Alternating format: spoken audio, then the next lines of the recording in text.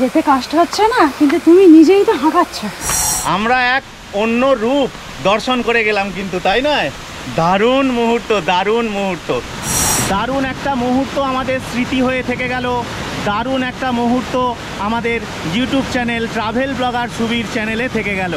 বর্ষায় পঞ্চলিঙ্গেশ্বর এক অন্য রকমের অনুভূতি।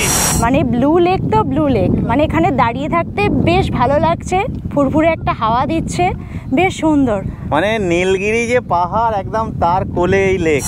আমরা এখন নীলগিরি বংশের রাজবাড়িতে চলে এসেছি এবং তার পাশেই হচ্ছে জগন্নাথ মন্দির। মন্দিরটা পুরো রথের আদলে তৈরি করা হয়েছে, খুব দারুণ লাগছে মন্দিরটা। দাদার চায়ের দোকানের নাম হচ্ছে রাজু ঢ্যামনা চা আর লস্যি। উড়িষ্যা রাজ্যের বালাসোর ভ্রমণপ্রিয় বাঙালিদের কাছে জনপ্রিয় ভ্রমণ স্থান হয়ে উঠেছে এই বালাসোর। প্রকৃতি, ইতিহাস ও সংস্কৃতির সংমিশ্রণ, যেখানে বনভূমি, জলপ্রপাত, নীলগিরি পাহাড়ের চূড়ায় পঞ্চলিঙ্গেশ্বর, দেবকুণ্ড, ইমামি জগন্নাথ মন্দির বা দ্বিতীয় পুরী, দুবলাগড়ি বিচ, চাঁদিপুর বিচ, বাগদা বিচ, এই ধরনের আরও বহু জায়গা আছে যেগুলো বালাসোর ট্যুর প্ল্যানের মধ্যে পড়ে। আজকের ভিডিওতে আপনাদের বালাসোর ট্যুরের সম্পূর্ণ একটা ধারণা দেওয়ার চেষ্টা করব। আমরা 2 রাত্রি 3 দিন বালাসোর ট্যুর প্ল্যান করেছিলাম। যে কোনো ছুটিতে বা উইকেন্ড ট্যুর হিসাবে বালাসোর খুবই জনপ্রিয়। কিভাবে যাবেন, কোথায় কোথায় ঘুরবেন, কোথায় থাকবেন, কোথায় খাবেন, সমস্ত ধারণা আশা করি এই ভিডিওতে পেয়ে যাবেন। আর ভিডিওটা দেখার আগে আমাদের চ্যানেলে আপনারা প্রথম হয়ে থাকলে চ্যানেলটা সাবস্ক্রাইব করে নেওয়ার অনুরোধ করব। আমাদের প্রত্যেকটা ভিডিও এই ধরনের ইনফরমেটিভ। ভিডিওটায় একটা লাইক, শেয়ার এবং কমেন্ট করে এই ধরনের ইনফরমেটিভ ভিডিও তৈরি করতে উৎসাহিত করবেন। চলুন ভিডিওটা শুরু করা যাক। কলকাতা বা হাওড়া থেকে ট্যুর প্ল্যান করলে আপনাদের প্রথম চলে আসতে হবে উড়িষ্যা রাজ্যের বালেশ্বর বা বালাসোর স্টেশনে। আর একটা নতুন জার্নিতে আপনাদের সবাইকে স্বাগত। আজকে আমরা যাচ্ছি এখান থেকে বালাসোর। আমরা আজকে এসি চেয়ার কারে জার্নি করব। আমাদের কোচ হচ্ছে C1।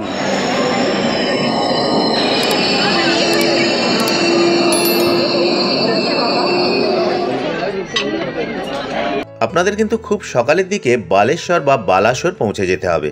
সকালের দিকে বালাসোর যাওয়ার বেশ কিছু ট্রেন রয়েছে। সকাল 8টা 25-এ হাওড়া থেকে ফলকনুমা এক্সপ্রেস, 12821 সকাল 9টায় শালিমার থেকে ধৌলি এক্সপ্রেস, 22895 সকাল 6টা 10-এ হাওড়া থেকে বন্দে ভারত এক্সপ্রেস। এই ধরনের বেশ কিছু ট্রেন রয়েছে যেগুলোর মাধ্যমে আপনারা খুব সকালে বালাসোর স্টেশনে পৌঁছে যেতে পারবেন। এবং সকালের দিকে ট্রেন ধরেই আমরা বালেশ্বরের উদ্দেশ্যে রওনা দিলাম। দুপুর 12টার মধ্যে বালাসোর স্টেশনে পৌঁছে গেলাম। আমাদের ট্রেনটা 2 নম্বরে দিয়েছে, তো আমরা এখন 2 নাম্বার থেকে 1 নম্বরে যাব। ওখান থেকে আমরা অটো পাবো, প্রাইভেট কার পাবো। ফ্লাইওভারে আপনারা সিঁড়ি দিয়েও আসতে পারেন বা এই যে লিফট রয়েছে, এই দিক থেকে আমরা এখন 1 নাম্বার প্ল্যাটফর্মের দিকে চলে যাচ্ছি। স্টেশনের বাইরে বেরিয়ে এলাম। ওই সামনে সব অটো দাঁড়িয়ে আছে, প্রাইভেট কার দাঁড়িয়ে আছে, আপনাদের সবই দেখিয়ে দিচ্ছি। এই দেখুন, বালাসোর স্টেশন থেকে বাইরে এসেই আপনারা কিন্তু এখানে এই দেখুন অটো দাঁড়িয়ে রয়েছে, অটো পাবেন, প্লাস হচ্ছে প্রাইভেট গাড়ি রয়েছে। এই যে এখানে অটো রয়েছে, প্রাইভেট গাড়ি রয়েছে। আপনারা কিন্তু এখান থেকে বিভিন্ন জায়গায় যেতে পারবেন। আপনারা যদি চাঁদিপুর যান, চাঁদিপুর যেতে পারবেন। এখানে পঞ্চলিঙ্গেশ্বর মন্দির যেতে চাইলে পঞ্চলিঙ্গেশ্বর মন্দির যেতে পারবেন। আপনারা কিন্তু সবই এখান থেকে অ্যাভেলেবেল পাবেন। অটোও ঠিক করতে পারেন বা প্রাইভেট গাড়িও ঠিক করতে পারেন। বালাসোর স্টেশনে আসার পর আপনারা এই ধরনের একটা অটো বা প্রাইভেট গাড়ি ভাড়া করে নিলেন। আমরা যেমন বালেশ্বর সাইট সিইংয়ের জন্য একটা অটো ভাড়া করে নিয়েছিলাম। অটো বা প্রাইভেট গাড়ির ক্ষেত্রে 800 টাকা থেকে 3000 টাকা পর্যন্ত বিভিন্ন রকমের প্যাকেজ হয়। এগুলো আপনারা আপনাদের মতো ট্যুর অনুযায়ী একটা দামাদামি করে গাড়ির প্যাকেজ করে নেবেন। যদি 1 রাত্রি 2 দিনের ট্যুর প্ল্যান করেন, সেক্ষেত্রে আপনারা ব্লু লেক, ইমামি জগন্নাথ মন্দির, নীলগিরি রাজবাড়ির জগন্নাথ মন্দির, নীলগিরি পাহাড়ের উপর পঞ্চলিঙ্গেশ্বর মন্দির, এই সমস্ত বেশ কিছু সাইট সিইং ঘুরে এখানকার কোনো একটা জায়গাতেই হোটেলে রাত্রিবাস করতে পারেন। তবে আমরা সারাদিন সমস্ত সাইট সিইং ঘুরে নিয়ে সন্ধ্যায় চলে গিয়েছিলাম দুবলাগড়ি RRR বিচ ক্যাম্পে। দুবলাগড়ির ভিডিও অলরেডি আমার চ্যানেলে দিয়ে দিয়েছি। বালাসোর থেকে 1 রাত্রি 2 দিন দুবলাগড়ি ঘোরা যায়। আপনাদের দুবলাগড়ি প্ল্যানিং থাকলে এই ভিডিওতেও কিছু তথ্য আপনাদের আবার দিয়ে দেব। বালাসোর স্টেশন থেকে দুবলাগড়ির দূরত্ব 30 কিলোমিটার, আবার বালাসোর স্টেশন থেকে পঞ্চলিঙ্গেশ্বর মন্দিরের দূরত্বও 30 কিলোমিটার। তবে আমরা বালাসোরের প্রথম দিনের প্রথম সাইট সিইংয়ে প্রথম পৌঁছে গিয়েছিলাম ইমামি জগন্নাথ মন্দির।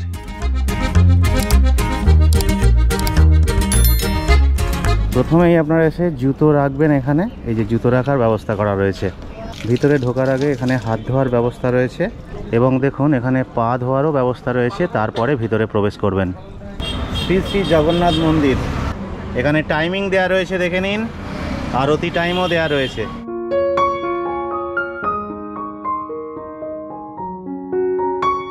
ইমামি জগন্নাথ মন্দির ইমামি পেপার মিল চত্বরের একটি অংশ। ইমামি জগন্নাথ মন্দিরকে দ্বিতীয় পুরী বলা হয়। মন্দিরটিতে দারুণ একটা স্থাপত্য ফুটিয়ে তোলা হয়েছে।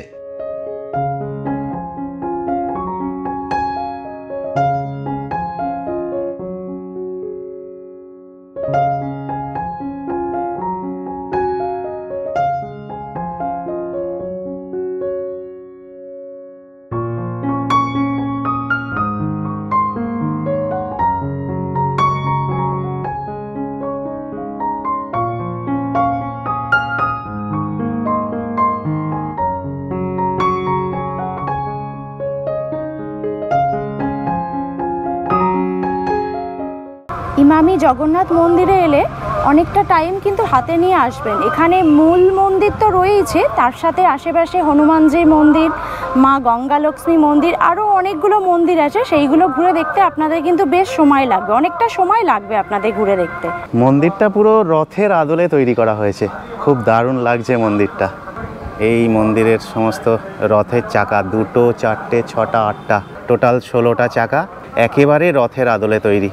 এবং চারিদিকটা দেখুন খুব সুন্দর গাছপালা দিয়ে সাজানো, কিছু কিছু জায়গায় এরকম মূর্তি বসানো রয়েছে। এই দিকটায় আর একটা মন্দির দেখুন, একেবারে জগন্নাথ মন্দিরের পাশেই হচ্ছে শ্রী হনুমান টেম্পল। এখানে একটা কুণ্ড করা আছে, মন্দিরে ঢোকার সামনেই এই কুণ্ডটা দেখতে পাবেন।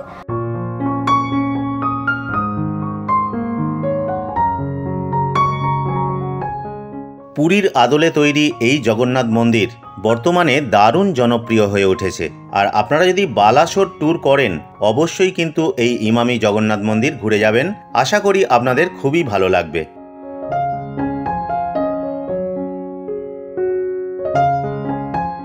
মন্দিরের বাইরে বেরোলাম, তো বাইরে বেরিয়ে এখানে হচ্ছে মন্দিরের ভোগ কিন্তু ভক্তদের দেয়া হচ্ছে। আমিও এই দেখুন আমাকেও দিয়েছে, আমি 2টো ভোগ নিয়ে নিয়েছি।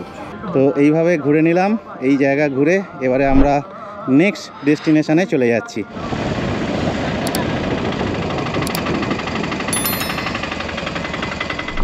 ইমামি জগন্নাথ মন্দির দেখে নেওয়ার পর আমরা চলে এলাম নীলগিরি পাহাড়ের কোলে ব্লু লেকের ধারে। বালাসোর সাইট সিইংয়ের মধ্যে এখন ব্লু লেক বেশ জনপ্রিয় হয়েছে।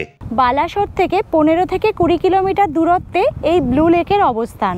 এই লেকটা মানে দাঁড়িয়ে দেখতে কিন্তু বেশ ভালো লাগছে। জলের কালারটা আমি ক্যামেরায় কতটা ব্লু বোঝাতে পারছি কি জানি না, কিন্তু আমি নিজে যেটা দেখছি জলটা কিন্তু খুব সুন্দর, একদম নীল বা ব্লু রঙের। মানে ব্লু লেক তো ব্লু লেক, মানে এখানে দাঁড়িয়ে থাকতে বেশ ভালো লাগছে, ফুরফুরে একটা হাওয়া দিচ্ছে, বেশ সুন্দর। মানে নীলগিরি যে পাহাড় একদম তার কোলে এই লেক। পাহাড়ের কোলে এত সুন্দর একটা পরিবেশ, বেশ কিছুটা সময় কাটাতেও আপনাদের ভালো লাগবে। আমরাও বেশ কিছুটা সময় এই ব্লু লেকের আশেপাশে ঘুরলাম, ছবি তুললাম। ব্লু লেকের ধারে কিছুটা সময় কাটানোর পর নীলগিরি পাহাড়ের অপরূপ শোভা দেখতে দেখতে চলে এলাম নীলগিরি রাজবাড়ি এবং নীলগিরি রাজবংশের জগন্নাথ মন্দির দেখতে। আমরা এখন নীলগিরি বংশের রাজবাড়িতে চলে এসেছি এবং তার পাশেই হচ্ছে জগন্নাথ মন্দির। এই হচ্ছে রাজবাড়ি ঢোকার মেন গেট। তো গেটের 2 সাইডে দেখুন এই রকম 2টো সিংহের মূর্তি করা আছে, সেই জন্যই কিন্তু এটা সিংহর দুয়ার বলা হচ্ছে। এই গেট দিয়ে কিন্তু আমরা রাজবাড়ির ভিতরে প্রবেশ করব। চলুন আপনাদের একটু রাজবাড়িটা ঘুরিয়ে দেখিয়ে দিই। dim dum da na da dim da na da dim dum da na da dim da na dim dum da na। রাজবাড়ির পাশে তো একটা জগন্নাথ মন্দির রয়েছে, এখানেও দেখুন একটা মন্দির রয়েছে, এই যে রাধা কিশোর টেম্পল। মানে রাজবাড়ির যে একটা ঐতিহ্য সেটা বোঝাই যাচ্ছে। রাজবাড়ির ভিতরের এই মন্দিরটা এখন এই মুহূর্তে গেট বন্ধ রয়েছে। নীলগিরি রাজ্য ছিল ব্রিটিশ শাসিত ভারতে অবস্থিত একটি দেশীয় রাজ্য এবং রাজধানী ছিল নীলগিরি শহর। 1611 থেকে 1797 খ্রিস্টাব্দের মধ্যে রাজ্যটিতে বংশানুক্রমে 7 জন রাজা ছিলেন। এই রাজবাড়ির বাঁদিকে পুরাতন ধ্বংসাবশেষ আছে, যেগুলোর দেয়ালে এখনও সুন্দর কারুকার্য রয়েছে। এছাড়াও রানীদের স্নানের জন্য মাটির নিচে একটা স্নান গৃহ রয়েছে, যেটা বাইরে থেকে দেখা যায় না।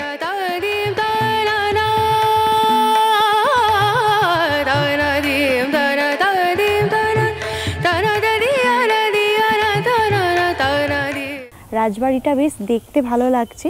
একদম নীলগিরি পাহাড়ের কোলেই কিন্তু এই রাজবাড়ি। বর্তমানে যিনি এখন রাজা রয়েছেন জয়ন্ত চন্দ্র, উনি এই বাড়িতে কিন্তু এখনও বসবাস করেন। রাজবাড়ির চারিদিকটা আমরা বেশ ঘুরে ঘুরে দেখলাম, বেশ ভালো লাগছে।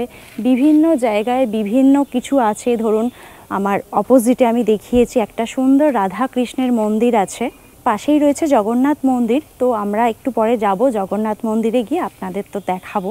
বহু বছর আগে যখন এই রাজবাড়ি প্রতিষ্ঠা হয়েছিল, ওই রাজাই, বর্তমান রাজাই কিন্তু এই যে পাশে জগন্নাথ মন্দির রয়েছে, ওই জগন্নাথ মন্দির কিন্তু স্থাপন করেছিলেন। মানে এই হচ্ছে নীলগিরি পাহাড়, তার পাশেই হচ্ছে রাজবাড়ি, এবং এই রাজবাড়ির পাশেই দেখুন একেবারে পাশে হচ্ছে জগন্নাথ মন্দির। এই সামনেই হচ্ছে জগন্নাথ মন্দির। চলুন আপনাদের একটু এবারে জগন্নাথ মন্দিরটা দেখিয়ে দিই। রাজবাড়ি দেখার পর আমরা এবার চলে এলাম জগন্নাথ মন্দির দেখতে। নীলগিরি বংশের রাজা হরিচন্দন এই রাজবাড়িটা নির্মাণ করেছিলেন। এখানে সবথেকে বড় উৎসব হচ্ছে রথ উৎসব। রাজবাড়ি আর জগন্নাথ মন্দির হচ্ছে পাশাপাশি। এখানে কিন্তু বেশ বড় করে রথযাত্রা অনুষ্ঠিত হয়। বড় বড় 3টে রথ, পিছন দিকে একটা রথ রয়েছে, সামনে একটা রথ রয়েছে, আর ওই দিকে একটা রথ রয়েছে। আর ঠিক রথের সামনেই এই হচ্ছে জগন্নাথ মন্দির।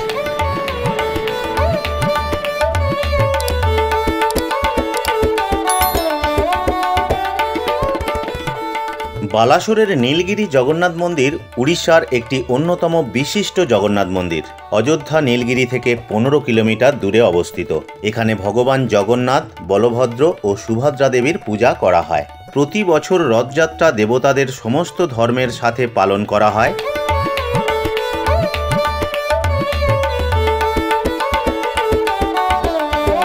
ভিতরে ক্যামেরা অ্যালাউ নেই, সেই কারণে বাইরে থেকে আপনাদের সমস্তটাই দেখিয়ে দিলাম। এবারে আমরা যাচ্ছি বালাসোরের অত্যন্ত জনপ্রিয় একটা জায়গা নীলগিরি পাহাড়ের উপর পঞ্চলিঙ্গেশ্বর মন্দির দর্শনে। এবং পঞ্চলিঙ্গেশ্বর দর্শন কিভাবে করবেন তার কিছু খুঁটিনাটি তথ্য আপনাদের তুলে ধরছি। এই আমরা প্রবেশ করছি পঞ্চলিঙ্গেশ্বর।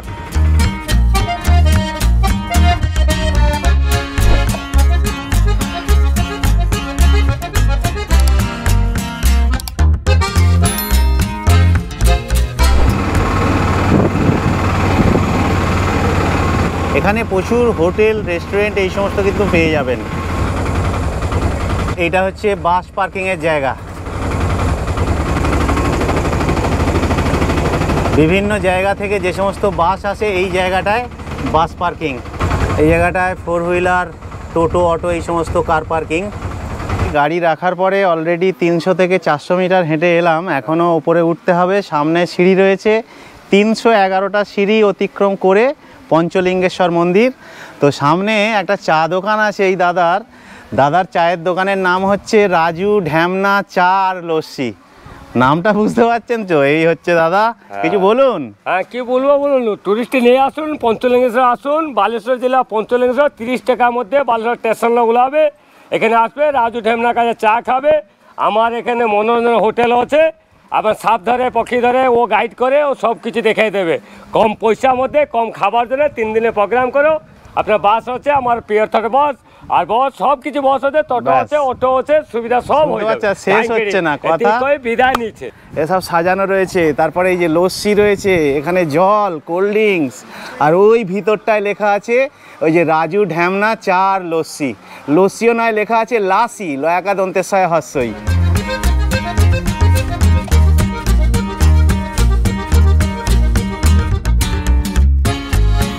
এই মন্দিরে ওঠার মুখেই হচ্ছে এখানে একটা দাদা বসে আছেন। এখানে হচ্ছে জুতো রাখার জন্য আপনাদের 5 টাকা করে পার হেড পড়ছে। এখান থেকে টিকিটটা কেটে নিতে হবে, নিয়ে উপরে গিয়ে দেখালে ওখানে জুতো রেখে আপনারা পঞ্চলিঙ্গ দর্শন করতে পারবেন। 311টা সিঁড়ি অতিক্রম করে আমাদের যেতে হবে পঞ্চলিঙ্গেশ্বর দর্শন করতে। আর এই যে উপরে দেখুন ঝর্ণার স্রোত কিন্তু এখানে বয়ে আসছে, আমরা আওয়াজ পাচ্ছি। এই ঝর্ণার স্রোতের খাঁজেই কিন্তু আছেন 5টা শিবলিঙ্গ, সেটাই আমরা এখন দর্শন করতে যাব। চলুন আপনাদেরও দর্শন করিয়ে নিয়ে আসি। সিঁড়ির যে স্টেপগুলো মানে খুব একটা হাইট নয়, সেই কারণে খুব একটা কষ্ট হচ্ছে না। আর আপনারা কিন্তু যেতে যেতে এই দেখুন এইখানে বিশ্রামের জায়গা করা রয়েছে, কয়েকটা সিট করা রয়েছে এরকম। আপনারা কিন্তু মাঝে মাঝে রেস্ট নিতে পারবেন। বয়স্করা যারা আসবেন তাদের রেস্ট নেওয়ার জন্য ব্যবস্থাও করা রয়েছে। তুমি বলছো? যেতে কষ্ট হচ্ছে না, কিন্তু তুমি নিজেই তো হাঁপাচ্ছ। হ্যাঁ, একটু হাঁপিয়ে যাচ্ছি।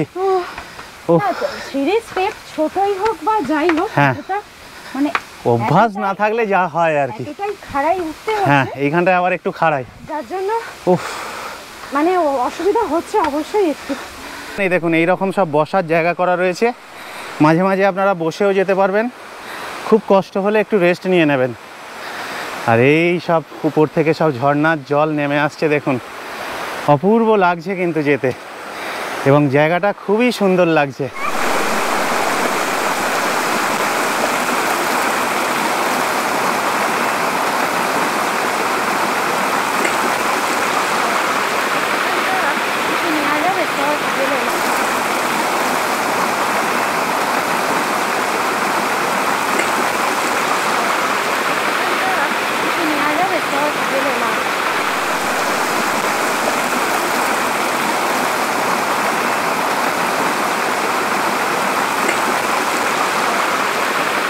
এই জায়গাটায় কিন্তু একটু খাড়াই। পাহাড় পর্বতের যে কোনো তীর্থস্থান মানে দর্শন করতে গেলে একটু তো কষ্ট করতেই হবে, কিছু করার নেই। পঞ্চলিঙ্গেশ্বর মন্দির হল 5টি শিবলিঙ্গের মন্দির। এটি উড়িষ্যার মন্দিরগুলির মধ্যে একটি বিখ্যাত মন্দির। নীলগিরি পাহাড়ের উপরে একটি টিলায় 5টি শিবলিঙ্গ, যা অবিরাম জলস্রোত বয়ে চলেছে।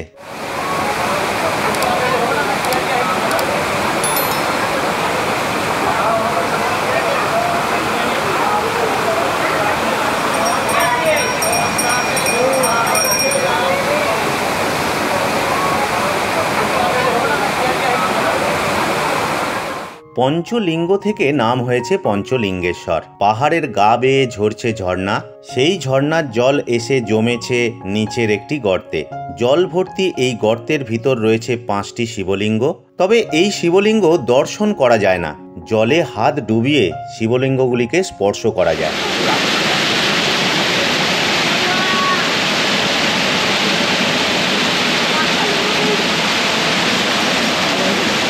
প্রাকৃতিক দৃশ্য মুগ্ধ হয়ে যখন আপনি গন্তব্যে পৌঁছে যাবেন, তখন আপনার প্রধান আকর্ষণ পাথরে ঝর্ণার নিচে অদৃশ্য অথচ হাত দিয়ে অনুভব করা যায় এমন 5টি ছোট্ট ছোট্ট শিবলিঙ্গ। কথিত আছে সীতার বনবাসকালে রামচন্দ্র এবং সীতা স্বয়ং এই পঞ্চলিঙ্গ প্রতিষ্ঠা করেছিলেন।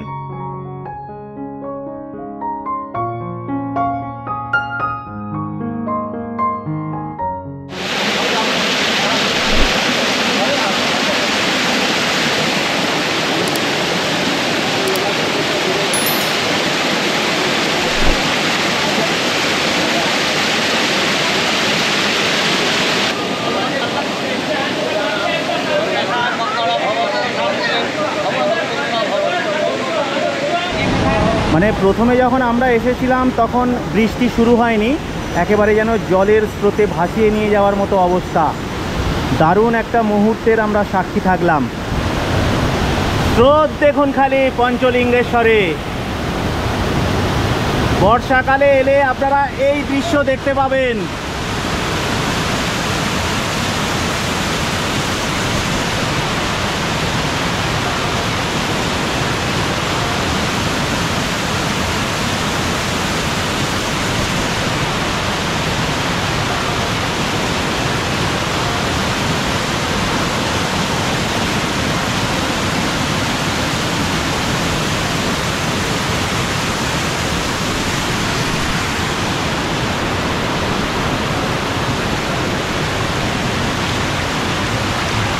বর্ষায় পঞ্চলিঙ্গেশ্বর এক অন্য রকমের অনুভূতি।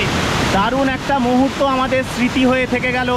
দারুণ একটা মুহূর্ত আমাদের YouTube channel travel blogger Subir চ্যানেলে থেকে গেল। আপনারা উপভোগ করুন, আপনাদেরও সমস্তটাই দেখাচ্ছি। এক অসাধারণ, এক অপূর্ব দৃশ্য আমরা অনুভব করে গেলাম, উপভোগ করে গেলাম।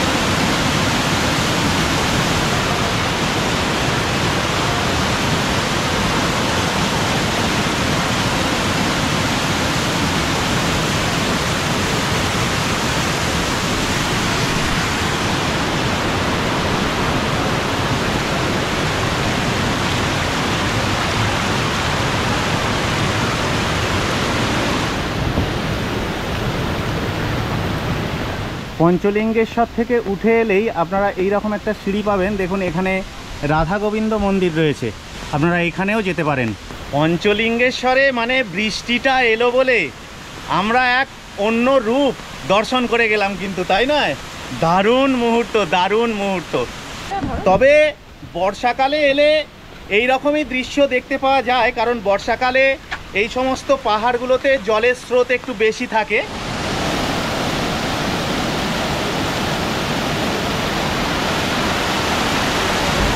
ঝর্ণাটা শুধু একবার দেখুন, পিছনে ঝর্ণাটা দেখুন। মানে বৃষ্টি হয়ে যাওয়ার পরে ঝর্ণার স্রোতটা এখানেও বেড়ে গেল।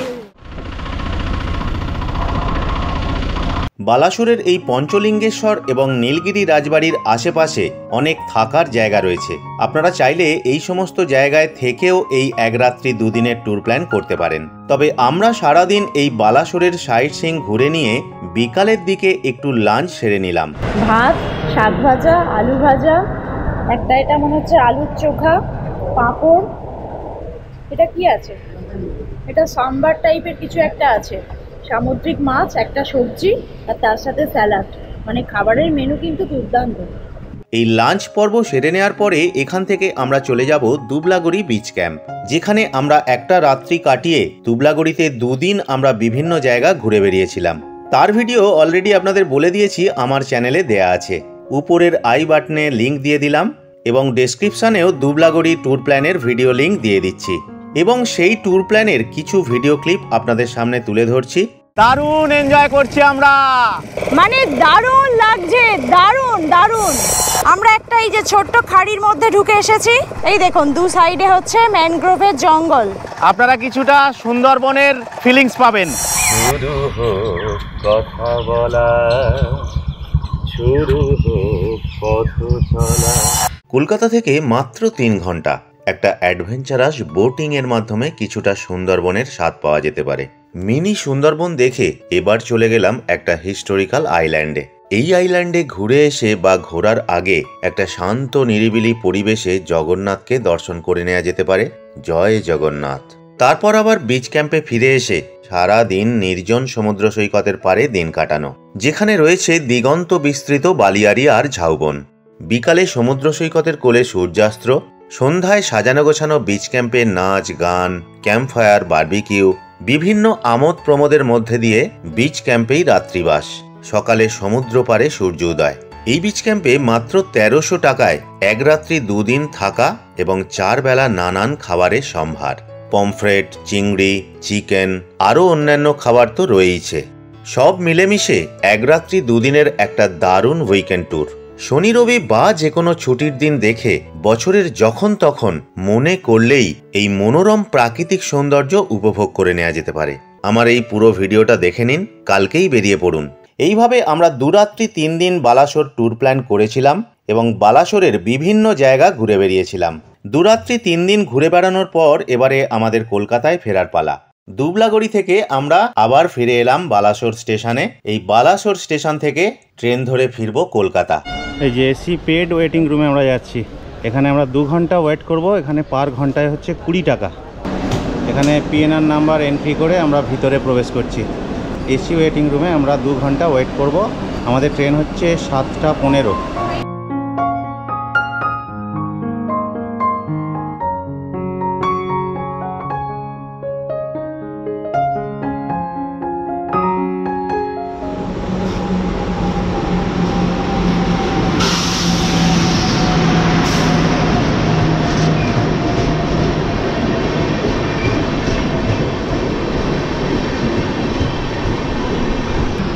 B2 যাচ্ছে, এরপরে হচ্ছে আমাদের B1।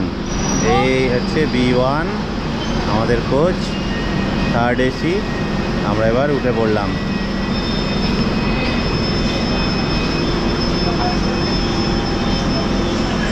আমাদের একটা মিডিল আছে আর একটা হচ্ছে আপার আছে নাকি, সাইড আপার।